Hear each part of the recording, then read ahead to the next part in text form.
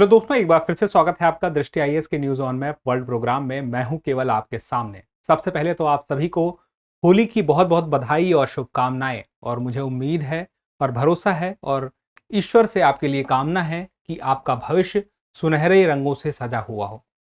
बीते एक सप्ताह में दुनिया भर में चर्चा में रही प्रमुख जगहों को लेकर के एक बार हम फिर से आ गए हैं और मानचित्र पर आधारित प्रश्नों के माध्यम से हम उन पर चर्चा करने वाले हैं। तो त्योहारों का लुत्फ उठाते रहे और तैयारी भी करते रहें, इसी के लिए हम शुरू करते हैं हमारे पहले सवाल से। पहला सवाल हमारा वो है जो कि पिछले साल का यानी पिछले हफ्ते का अभ्यास प्रश्न है। तो उस पिछले हफ्ते के अभ्यास प्रश्न के पहले एक जरूरी सूचना। आपको पता है कि होली का स्पेशल डिस्काउंट 21 मार्च से शुरू हुआ था और आज यानी कि 24 मार्च को, यानी कि जो भी आज 24 मार्च को यह वीडियो देख रहा है उसके लिए पता रहे कि डिस्काउंट का आखिरी दिन है और 50% तक का डिस्काउंट दृष्टि आईएएस के सभी live online pen drive courses पर रहेगा, टेस्ट सीरीज पर भी रहेगा। दृष्टि लर्निंग ऐप पर मौजूद ये सारे कोर्सेज हैं, उन पर डिस्काउंट मौजूद है। और आज चूंकि 24 मार्च को आखिरी दिन है, कुछ ही समय बचा हुआ है, तो जो भी डिस्काउंट का लाभ सुनिश्चित करना चाहते हैं डिस्क्रिप्शन पर जाएं, वहां पर मौजूद लिंक को क्लिक करें, फॉर्म फिल करें और जल्दी से जल्दी एडमिशन लेकर अपने डिस्काउंट को सुनिश्चित करें। तो इस बात को ध्यान में रखते हुए कुछ नंबर भी आपके सामने हैं, आप चाहें तो इस नंबर पर कॉल कर सकते हैं और जानकारी भी ले सकते हैं। अब शुरू करते हैं हमारे पहले सवाल को जो कि पिछले हफ्ते का था।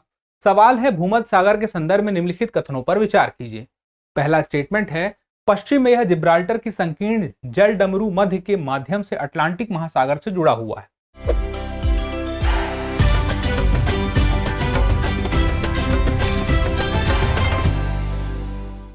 यानी कि स्ट्रेट के माध्यम से। उसके बाद देखिए, सुदूर उत्तर पूर्व में यह डार्डानेल्स जल डमरू मध्य के मरमरा सागर तथा बॉस्फोरस जल डमरू मध्य के माध्यम से काला सागर से जुड़ा हुआ है। अब आपको बताना है उपर्युक्त कथनों में से कौन सा सही है या कौन से सही हैं। केवल एक, केवल दो, एक और दो दोनों, या तो ना तो एक और ना ही दो। पहले वाले में देखते हैं। पहले स्टेटमेंट कह रहा है भूमध्य सागर के बारे में ध्यान रखना है। पश्चिम में यह जिब्राल्टर की संकीर्ण जल डमरू मध्य यानी कि जल संधि के माध्यम से अटलांटिक महासागर से जुड़ा हुआ है। अब देखने वाली बात है, क्या भूमध्य सागर अटलांटिक महासागर से जुड़ा हुआ है? आइए देखते हैं। अब इस क्षेत्र में आपको देखना हो, यूरोप, अफ्रीका और एशिया माइनर के बीच में है। आपको देखेंगे तो यह मेडिटेरियन सी दिखाई देगा, यानी कि भूमध्य सागर दिखाई देगा। अब यहां पे बात जो कही है वह क्या कही है कि जो मेडिटेरियन सी है वह अटलांटिक ओशन से जुड़ा हुआ है, यानी कि अटलांटिक ओशन यह क्षेत्र हो गया और उसके अलावा मेडिटेरियन सी यह क्षेत्र हो गया। और इस क्षेत्र में यहां से आप देखें इस जगह पर क्या मौजूद है, जिब्राल्टर की संधि है। तो स्पेन और मोरक्को, एशिया और अफ्रीका के बीच में है जिब्राल्टर की जल संधि और यह भूमध्य सागर को अटलांटिक ओशन से जोड़ रही है। तो इसका मतलब क्या हुआ कि पहला स्टेटमेंट तो हमारा बिल्कुल सही है। अब हम दूसरे स्टेटमेंट की तरफ आते हैं। सुदूर उत्तर पूर्व में, किसके सुदूर उत्तर पूर्व में? भूमध्य सागर के। अब देखिए भूमध्य सागर का उत्तर पूर्व क्या है, ये मेडिटेरियन सी है। अब इस मेडिटेरियन सी के उत्तर पूर्व में यह क्षेत्र आएगा, पूरा का पूरा यहां से लेके यहां तक का क्षेत्र। अब देखिए एक बार के लिए क्या कह रहा है स्टेटमेंट में। स्टेटमेंट में कह रहा है कि यह डार्डानेल्स जल डमरू मध्य। अब डार्डानेल्स कहां है, ये देखिए यहां पे आपको इस जगह पर डार्डानेल्स जल संधि दिखाई देगी। अब उसके अलावा देखिए मरमरा सागर तथा बॉस्फोरस जल संधि। अब देखिए मरमरा सागर आपको दिखाई देगा यहां पर, यह जो क्षेत्र है मरमरा सागर है और यहां पर जो क्षेत्र है बॉस्फोरस जल संधि है। अब यहां पे देखिए क्या कहता है, यहां पे कहता है कि माध्यम से काला सागर से जुड़ा हुआ है। क्या ऐसा है? तो देखिए मेडिटेरियन सी है, यहां हम आगे बढ़ेंगे एजियन सी की तरफ आएंगे, डार्डानेल जल संधि, फिर मरमरा सागर, फिर यहां पे बॉस्फोरस, फिर उसके बाद मरमरा। इसका मतलब क्या हुआ, ये सारे के सारे हमें उसी क्रम में मिलते हैं और जाके काले सागर से हम मिल सकते हैं, भूमध्य सागर से आगे बढ़ेंगे तो इसका मतलब यह स्टेटमेंट हमें सही दिखाई देता है। अगर दोनों ही सही है तो हम क्या बोलेंगे, सी, एक और दो दोनों ही सही हैं। अब चलिए अगला सवाल देखते हैं। हाल ही में सीमा पर झड़पों के बीच ट्यूनीशिया ने लीबिया के साथ सीमा पार करना बंद कर दिया है और लीबिया की सीमा निम्नलिखित में से किस देश से लगती है? मिस्र, सूडान, चाड, नाइजर और अल्जीरिया। ये 5 हैं। अब आपको बताना है कि इसमें किसकी सीमा लीबिया से लगती है, और विकल्प दे दिया है कि केवल 1 और 2, केवल 2 और 3, 1, 3, 4, 5, 1, 2, 3, 4, 5। चलिए देखते हैं। लीबिया अफ्रीका में आपको इस जगह पर दिखाई देगा, अफ्रीका महाद्वीप में। अब इसको पास से देखते हैं। यह लीबिया है, यह मेडिटेरियन सी भूमध्य सागर है उसके उत्तर में। अब चलिए एक तरफ से देखिए, इजिप्ट है, यहां पर सूडान है, यहां पर चाड है, फिर आगे बढ़ते हैं नाइजर है, फिर उसके बाद अल्जीरिया है, उसके बाद ट्यूनीशिया है। ये सारे देश हमें दिखाई देते हैं। और यहाँ पे देखिए मिस्र, सूडान, चाड, नाइजर, अल्जीरिया। क्या ऐसा कोई देश है जो हमें नहीं दिख रहा हो? ये जो इजिप्ट लिखा है यही मिस्र है। तो इसका मतलब क्या हुआ कि सारे के सारे हमें दिखते हैं जितने की प्रश्न में हमारे सामने नाम आए थे। कौन कौन से नाम आए थे? देखिए मिस्र, सूडान, चाड, नाइजर, अल्जीरिया। अब देखिए एक तरफ से इसे मिस्र, सूडान, चाड, नाइजर, अल्जीरिया सारे मिल गए। अब चलिए इसका मतलब क्या हुआ? डी होगा इसका सही जवाब। ठीक है, यही हमें बताना था सही उत्तर का प्रयोग कर सीमा किससे लगती है। अब देखिए अभी हाल ही में क्या हुआ था, भूटान के प्रधानमंत्री ने भारत का दौरा किया था और भारत ने भूटान के साथ व्यापक वार्ता की थी और दोनों देशों के बीच में काफी समझौते हुए थे। इसी वजह से यह सवाल एक भूटान को लेकर है कि भूटान एक भूमि से घिरा हुआ देश है जो भारत तथा चीन के बीच स्थित है। उसके बाद भूटान की सबसे लंबी नदी मानस नदी है, दूसरी बात। तीसरी बात, भारत भूटान का सबसे बड़ा व्यापारिक भागीदार है जिसका भूटान के कुल आयात और निर्यात में 90% से अधिक योगदान है। अब इन तीनों बातों में हमें देखना है कि कितने कथन सही हैं। पहला देखिए केवल 1, दूसरा है 2, तीसरा है सभी 3 और चौथा क्या कह रहा है? कोई भी नहीं। कंफ्यूजन में लगे सभी कथन सही है तो डी ना कर दीजिएगा, पहले क्रॉस चेक कर लीजिए कितने सही हैं, क्या ऑप्शन में लिखा हुआ है। विकल्पों से धोखा हो सकता है।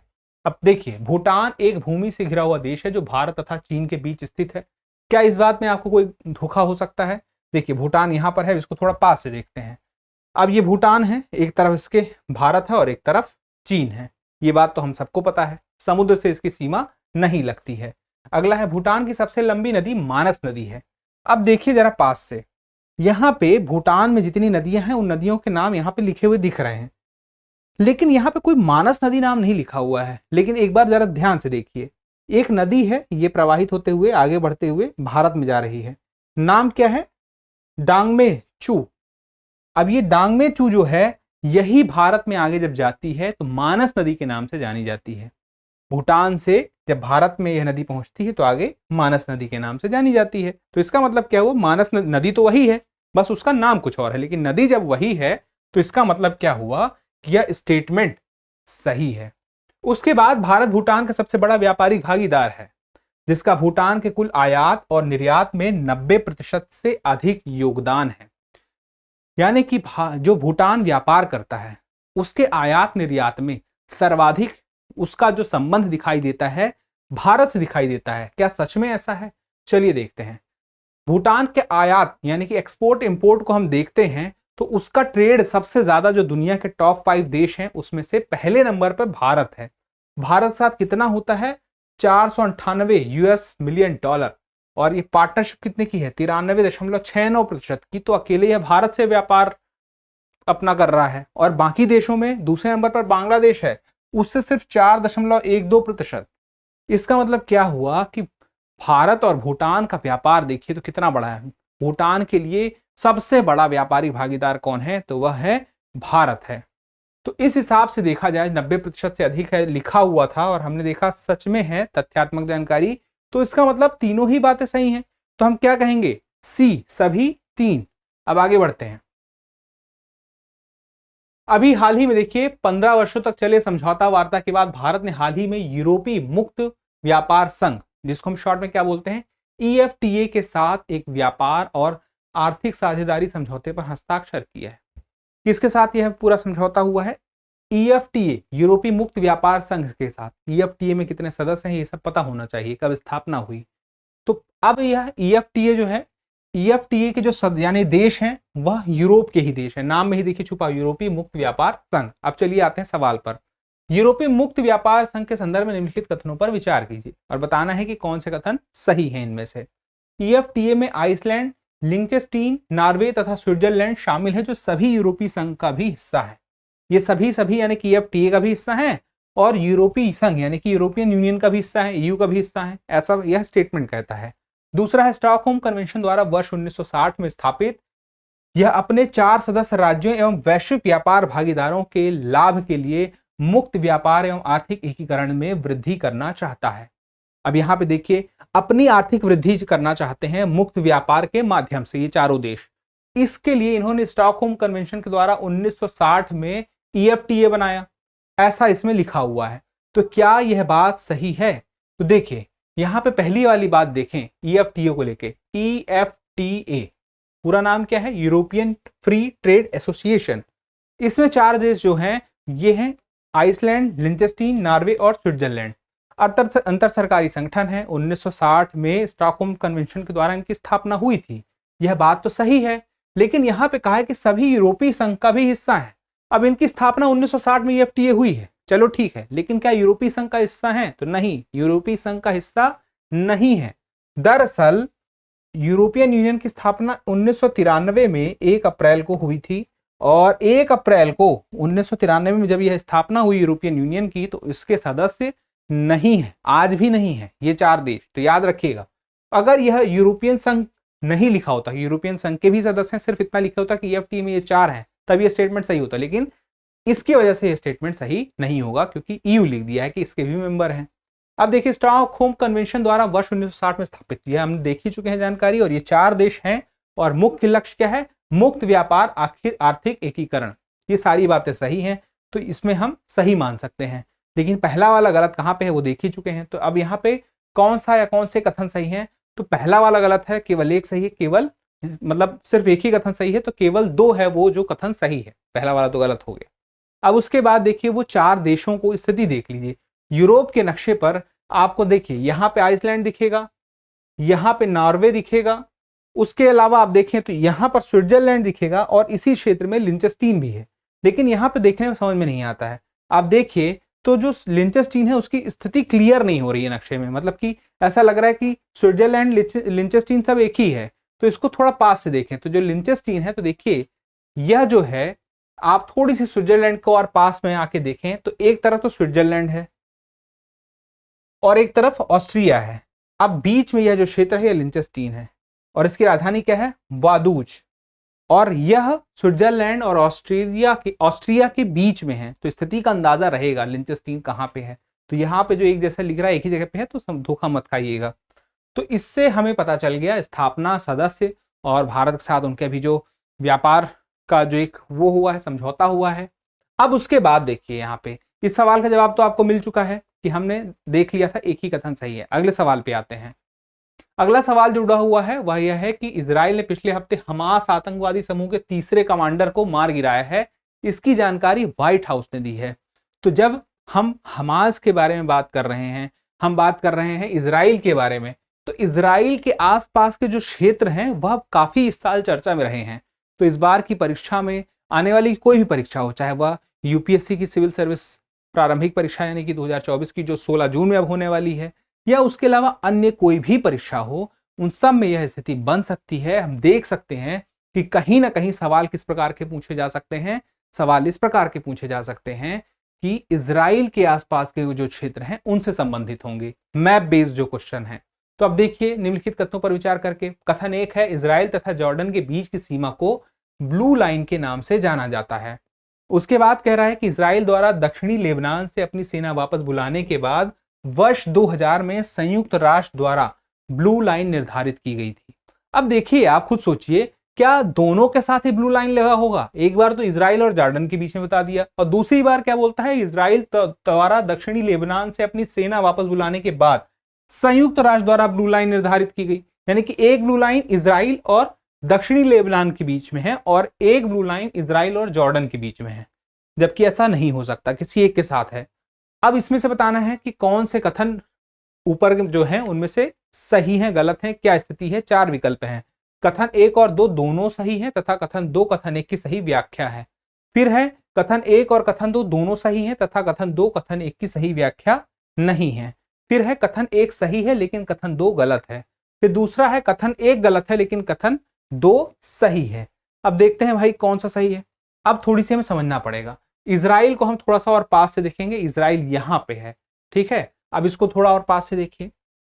अब देखिए यह इजराइल का क्षेत्र है। इस बार इजराइल पूरा नहीं दिख रहा होगा, तो ऐसा मत सोचिए कि इजराइल कहां चला गया। इजराइल के उत्तर की तरफ हम आते हैं, तो इजराइल के उत्तर की तरफ आएंगे तो दक्षिणी लेबनान वाला क्षेत्र है। इजराइल और लेबनान के बीच की सीमा यहां पर है।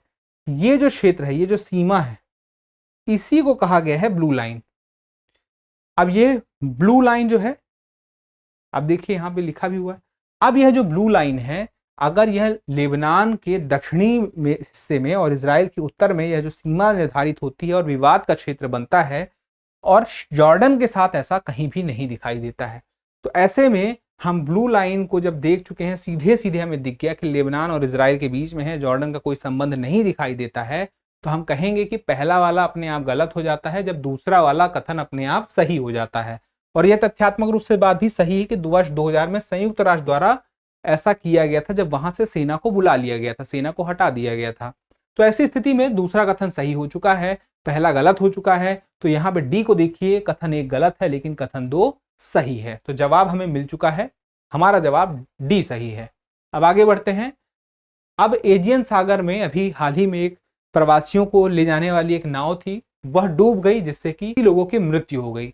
तो वह एजियन सागर के क्षेत्र को और थोड़ा आसपास के क्षेत्र को समझ लेते हैं। अभी हमने पिछले एक सवाल में देखा था, अभी फिर से देखेंगे। एजियन सागर के संबंध में निम्नलिखित कथनों पर विचार कीजिए। यह काला सागर की एक शाखा है। दूसरा, एजियन सागर मार्मरा सागर और बोस्पोरस जल डमरू मध्य यानी कि जल संधि के माध्यम से काला सागर से जुड़ा हुआ है। उपर्युक्त कथनों में से कौन सा ऐसे सही है? केवल 1, केवल 2, 1 और 2 दोनों, ना तो 1 और ना ही 2। अब चलिए इसको देख लेते हैं। क्या एजियन सागर काला सागर की एक शाखा है? आइए देखते हैं। हमें भूमध्य सागर के थोड़ी सी उत्तर की तरफ बढ़ना होगा, उत्तर पूर्व की तरफ। चलिए, अब ये एजियन सी है, ये ब्लैक सी है। अब क्या एजियन सी काला सागर की शाखा है? सवाल तो यही था, काला सागर की एक शाखा है। तो ऐसा नहीं है। हम कह सकते हैं मेडिटेरियन सी की यह शाखा है, लेकिन काला सागर की नहीं है नक्शे के मुताबिक। अब उसके बाद पहला वाला तो हमने देख लिया कि गलत है। दूसरा वाला देखिए, एजियन सागर मार्मरा सागर और बॉस्फोरस जलडमरू मध्य के माध्यम से काला सागर से जुड़ा हुआ है। अब ये भी देख लेते हैं, क्या सच में ऐसा है? एजियन सागर सबसे पहले देखिए, एजियन सागर है। फिर क्या कह रहा है? मरमरा सागर। फिर उसके बाद देखिए क्या कह रहा है, हम ये पिछले एक सवाल में देख चुके हैं, बॉस्फोरस जलडमरू मध्य। तो बॉस्फोरस जलडमरू मध्य कहां पे है? हमने लास्ट टाइम भी देखा था, इस जगह पे है, यहां पे है। यह बॉस्फोरस जलडमरू मध्य है, यह मरमरा सागर है, ये ब्लैक सी है और आगे एजियन सी है, जो यहां पर आप देख सकते हैं एजियन सी है। तो इसका मतलब कि यह ऐसा सच में है जैसा स्टेटमेंट में दिया हुआ है कि माध्यम से काला सागर से जुड़ा है। तो बिल्कुल एजियन सागर काला सागर से जुड़ा है और इसी माध्यम से जुड़ा हुआ है। तो इसका मतलब दूसरा वाला कथन तो सही है। तो केवल 2 यानी कि बी यहां पर सही जवाब हो गया। अब आगे बढ़ते हैं अगले सवाल की तरफ। अब यह बताना है कुछ क्षेत्रों को लेकर के, और यह जो संबंधित है एक्चुअली क्या था, इन्फ्लुएंजा का प्रकोप अभी हाल ही में एक द्वीप में फैला था, गैलापागोस, आपको पता होगा, कई बार इसके बारे में सुन चुके हैं, जिसकी वजह से कुछ अन्य द्वीपों के बारे में, उनकी स्थिति के बारे में, वहां पर किसका शासन है, इन सब चीजों के बारे में जानना जरूरी है। द्वीप हैं और राष्ट्र हैं, चर्चा में रहे हैं। अगलेगा चीन, रियूनियन द्वीप फ्रांस और डिएगो गार्सिया यूनाइटेड किंगडम। अब यहाँ पे देखने वाली बात है कि क्या सच में ये तीनों हैं? आपको बताना है सही सुमेलित कौन कौन से हैं। केवल 1 और 2 हैं, केवल 2 और 3 हैं, केवल 3 हैं, 1, 2 और 3 हैं। चलिए देखते हैं। अब देखिए पहला वाला देखिए, अगलेगा, ये मेडागास्कर है, इसके थोड़ी सी पूर्व उत्तर पूर्व में आएंगे तो यहां पर अगलेगा दिखाई देगा, और यह इंडियन ओशियन में ही है। अब देखिए चीन से काफी दूर है। दरअसल यहां अगलेगा पर मॉरिशस का हम देख सकते हैं प्रभाव है। अब उसके बाद देखिए रियूनियन द्वीप, रियूनियन द्वीप पर किसका है? फ्रांस का है। अब रियूनियन द्वीप देखिए मेडागास्कर के थोड़ा सा पूर्व में आएंगे तो इस जगह पर रियूनियन द्वीप है, और इसका यहाँ पर किसका प्रभाव है? फ्रांस का है। अब उसके बाद देखिए डिएगो गार्सिया यूनाइटेड किंगडम। अब डिएगो गार्सिया कहाँ है, इसको भी देख लीजिए एक बार। डिएगो गार्सिया अब आप देखें तो यह भी मॉरिशस से पास में ही है, इस जगह पर है, और इसके उत्तर पूर्व में एक तरह से कह सकते हैं इंडियन ओशियन में ही है, भारत के दक्षिण में है। और यहाँ पर जिसका शासन है यह किस द्वीप पर है? पहले तो ये देख लीजिए, चागोस आइलैंड पर है, और उसके अलावा यहाँ पर जो बात कही गई है फ्रांस यूनाइटेड किंगडम का शासन तो वह भी मौजूद है। तो इसका मतलब क्या हुआ, पहला वाला तो गलत है, अगलेगा चीन का संबंध आपस में नहीं है, लेकिन दूसरे और तीसरे का है वह सही है। तो उत्तर क्या होगा, उत्तर होगा आपका कि केवल 2 और 3 ये दोनों सही सुमेलित हैं। तो ये आपका स्पष्ट हो गया, जवाब आपको मिल चुका है। अब अगले सवाल की तरफ आते हैं। अस्ताना कजाकिस्तान ने संयुक्त राष्ट्र के तहत गोलान हाइट्स में अपनी पहली स्वतंत्र शांति सेना तैनात की है। अब गोलान हाइट्स भी देखिए इजराइल के आसपास का क्षेत्र है, हम इसको कवर करते रहेंगे, एग्जाम तक कहीं ना कहीं अलग अलग तरीके से सवाल इसमें आपसे पूछे जाते रहेंगे। गोलान हाइट्स के संबंध में निम्नलिखित कथनों पर विचार कीजिए। यह पश्चिम में जॉर्डन नदी व गैलील सागर, उत्तर में माउंट हरमन, दक्षिण में यरमुक नदी से घिरा हुआ है। क्या सच में ऐसा है, हम देखते हैं। दूसरा स्टेटमेंट देखिए, वर्ष 1967 के 6 दिवसीय युद्ध के अंतिम चरण में इजराइल ने सीरिया से गोलान हाइट्स को जब्त कर लिया था। अब चलिए इसको समझते हैं कि इनमें से कौन से कथन सही हैं, 1 है, 2 है, 1 और 2 दोनों है, ना तो 1 है ना तो 2 है, दोनों को समझते हैं। अब देखिए यहाँ पर ये गोलान हाइट्स है, आप देखिए इजराइल का क्षेत्र है और इसके पूर्व की तरफ हम देखें तो यहाँ पे गोलान हाइट्स आपको दिखाई देता है उत्तर पूर्व की तरफ, ऊपर यह लेबनान वाला क्षेत्र है और ये वही ब्लू लाइन वाला क्षेत्र है। अब आप देखिए यहाँ पे कौन कौन सी बातें कह रहा है।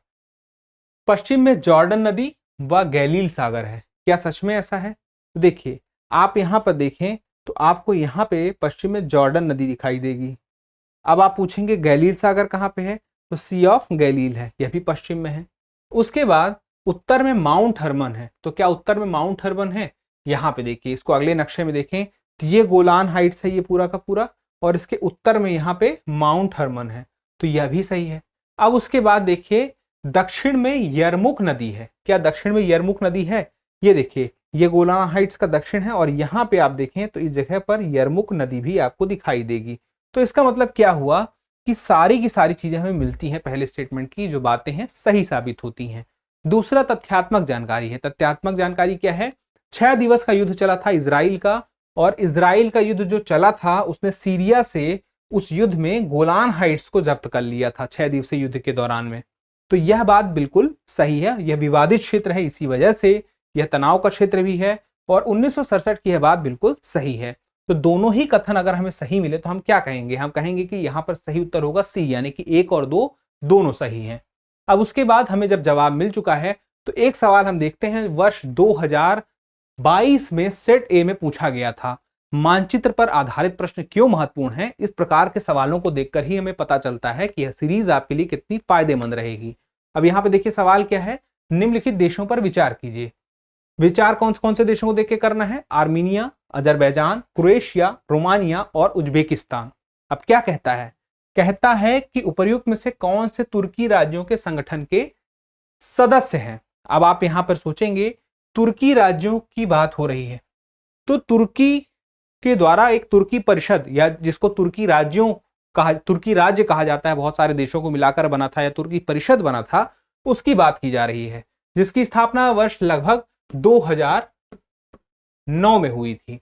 तो कौन कौन से उसमें शामिल हैं वो देश देख लीजिए। हंगरी, तुर्की, अजरबैजान, तुर्कमेनिस्तान, उज्बेकिस्तान, कजाकिस्तान और किर्गिस्तान। अब यहां पे जो नाम हम देखें, Armenia, Azerbaijan, Croatia, Romania, Uzbekistan, हमें 2 ही नाम दिखाई देते हैं। एक तो अजरबैजान दिखाई देता है और दूसरा उज्बेकिस्तान दिखाई देता है। तो आप देखिए जो तुर्की परिषद है या तुर्की राज्य है, उनका जो अपना समूह है, वहां पर हमें सिर्फ 2 नाम दिखते हैं, अजरबैजान और उज्बेकिस्तान। तो कहां कहां पे है अजरबैजान? देखिए अजरबैजान यहां पे है, उज्बेकिस्तान यहां पे है, और बाकी नाम देखिए, आर्मेनिया नहीं है, क्रोएशिया नहीं है, रोमानिया नहीं है, सिर्फ क्या है 3 और 5 है। तो हम क्या कहेंगे, सॉरी 2 और 5 है। तो सी हमारा सही उत्तर है। 2 और 5 जो है तुर्की राज्यों के संगठन के सदस्य हैं।